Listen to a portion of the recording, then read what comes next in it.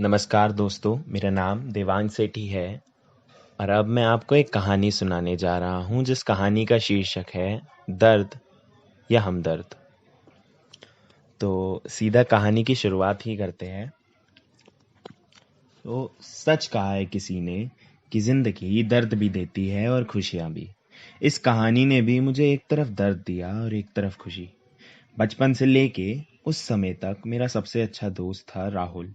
वो बिल्कुल मेरे भाई जैसा था। हाँ, हम दोनों अलग अलग स्कूल में थे पर दोस्ती उतनी ही मजबूत थी। तो मैं अपनी हाई स्कूल की परीक्षा पार करके एक स्कूल से दूसरे स्कूल में जाने वाला था और एक नए रास्ते की ओर मुड़ने वाला था।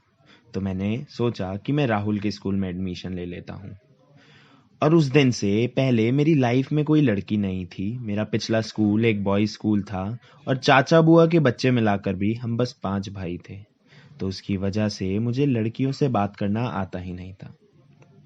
और उस दिन मैं नया स्कूल होने की वजह से अपने दोस्त के साथ पहली सीट पर जाकर बैठ गया और वहां बैठे मेरी नज़र गई क्लास की उस लड़की पर जो कि पहली सीट पर बैठी थी।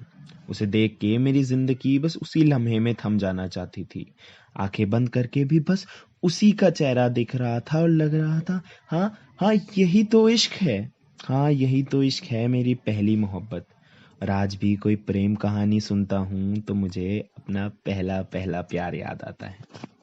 लेकिन मैं शर्म के मारे कभी कुछ बोला ही नहीं। हाँ, मैम ने भी कई बार मुझे उसके साथ में बुलाया।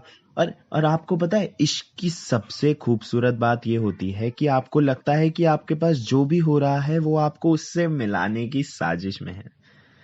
लेकिन इतना होके भी मैं कभी वो हिम्मत जुटा ही नहीं पाया। और मैं बस इसी डर से उसे सब बताने से डरता था कि मेरे पास पाने के लिए तो एक ही चीज है लेकिन खोने के लिए सब कुछ।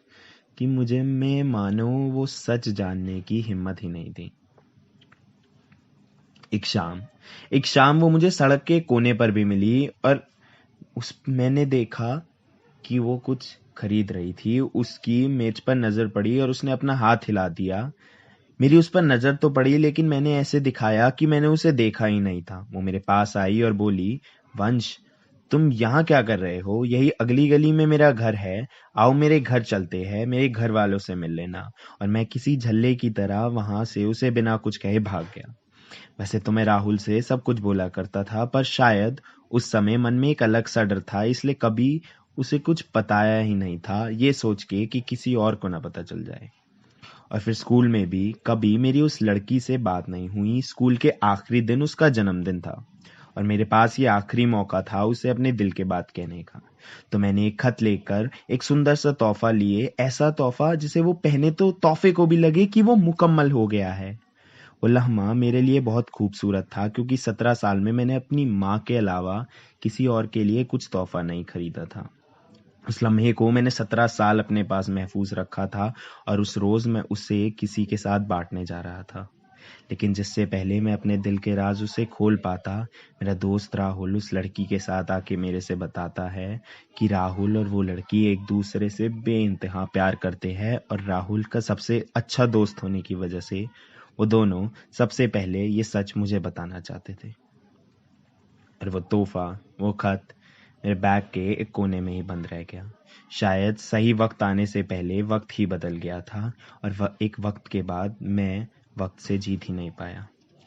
और उन यादों को पूरे 10 साल हो गए हैं और मैंने अभी भी वो तोहफा और वो खत आज भी किसी तहखाने में अंदर बंद कर रखा है। लोगों को लगता है कि मुझे खुशी इस बात की हुई होगी कि मेरे दोस्त को उसका प्यार मिल गया, पर शायद ऐसा ना था।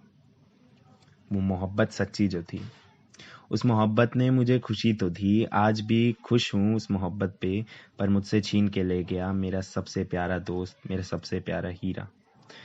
तब तक के लिए आज भी अगर कोई मुझे प्रेम कहानी सुनाता है तो मुझे मेरा पहला पहला प्यार याद आता है, कि मुझे मेरा पहला पहला प्यार याद आता है।